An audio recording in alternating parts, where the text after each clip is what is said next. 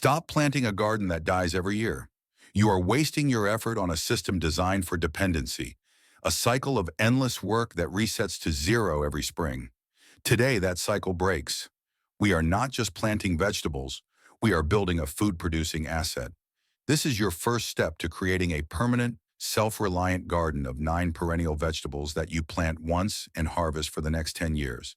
A system that works for you, not the other way around. This is the blueprint for your family's food security. Asparagus solves the problem of having no fresh greens in early spring, providing a reliable, delicious harvest year after year. It is special because it is a true long-term investment. A well-maintained bed will produce for over a decade. To plant it, first select a permanent location that will remain undisturbed. Prepare the bed by digging a trench 5 feet wide and 1 foot deep. Setting the topsoil aside, you will then fill this trench with layers of nourishment. A 6-inch layer of good, stable manure, followed by 6 inches of rotted sod and another few inches of well-rotted compost. This rich foundation is what will fuel your asparagus for years. Replace the topsoil, creating a raised bed. Now plant 1-year-old crowns, spacing them 18 inches apart in 3 rows. Their spidery roots should be spread out over a small amount of soil, with the crowns positioned 2 inches below the surface. For maintenance, the first 2 years are about patience. You will not harvest a single spear, which allows the plants to build a powerful root system.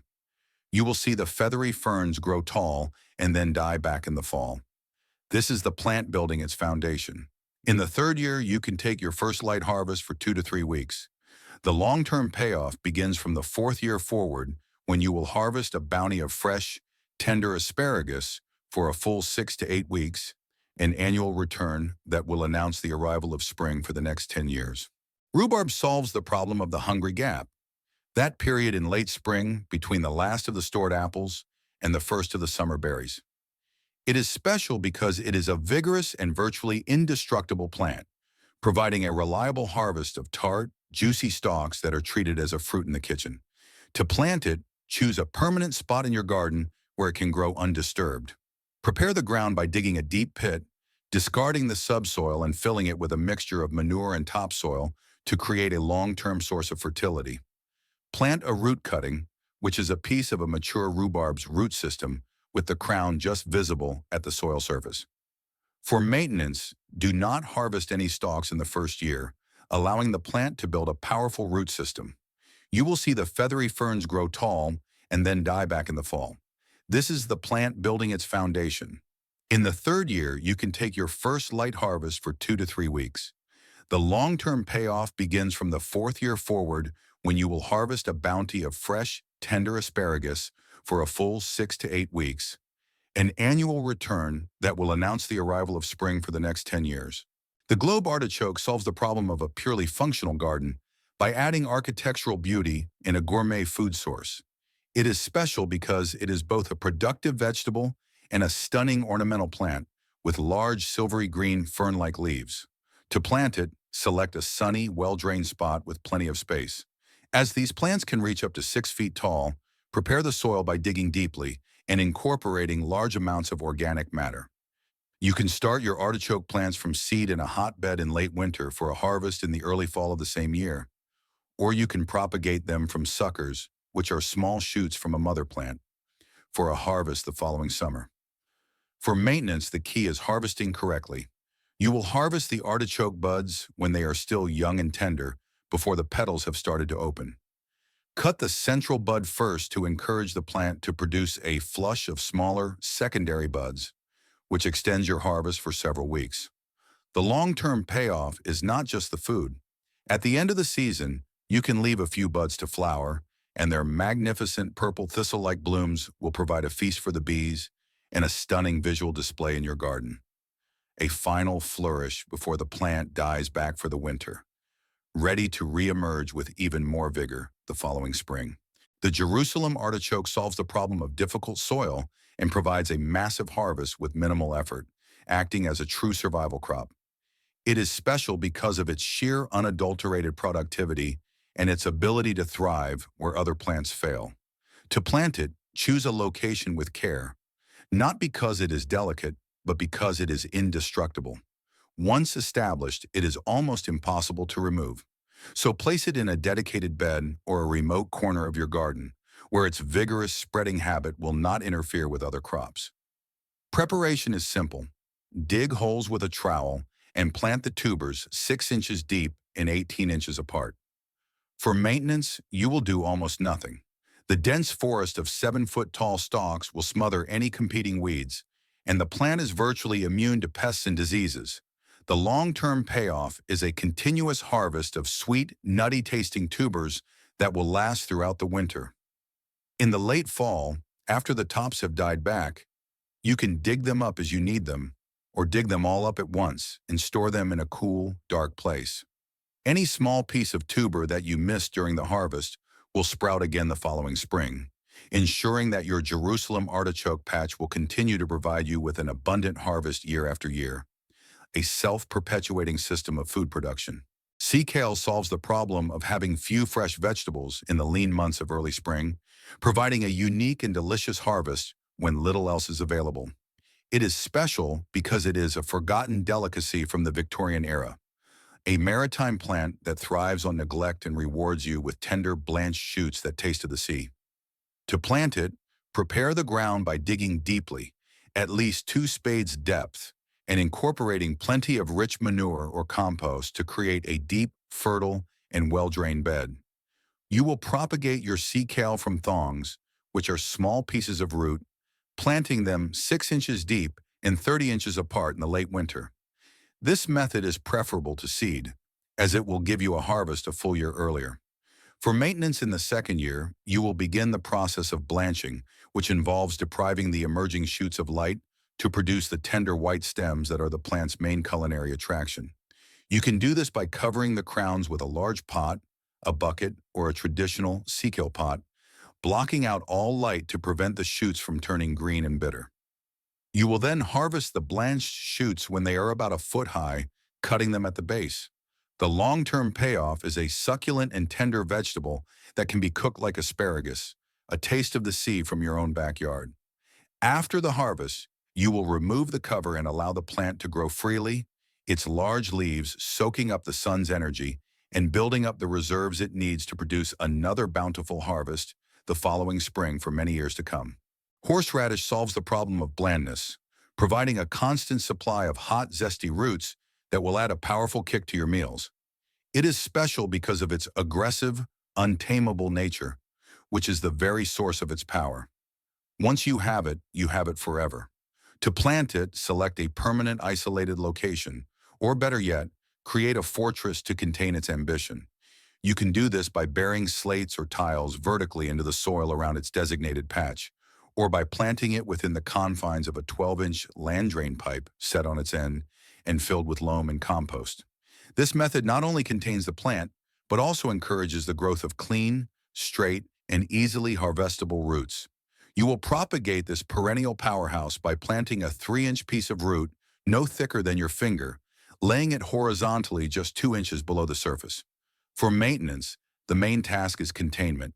The long-term payoff is a constant supply of potent condiment. You will harvest the roots as needed, grating them fresh to accompany your roast beef, cold meats, and smoked fish, a flavor that is a direct, unadulterated expression of the earth's raw power. Sorrel solves the problem of the late spring gap in leafy greens, providing a welcome burst of fresh, acidic flavor long before any of your annual greens have even sprouted. It is special because it is a cut-and-come-again crop that will produce a continuous supply of leaves from early spring until the first hard frost of fall. A living larder of zesty flavor that requires minimal effort to maintain.